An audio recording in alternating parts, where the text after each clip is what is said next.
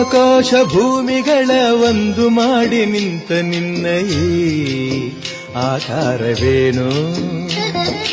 ಆಕಾಶ ಭೂಮಿಗಳ ಒಂದು ಮಾಡಿ ನಿಂತ ನಿನ್ನ ಈ ಆಕಾರವೇನು?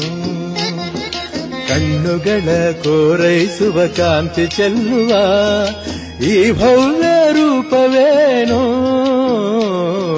ಆಕಾಶ ಭೂಮಿಗಳ ಒಂದು ಮಾಡಿ ನಿಂತ ನಿನ್ನ ಈ ಆಕಾರವೇನು?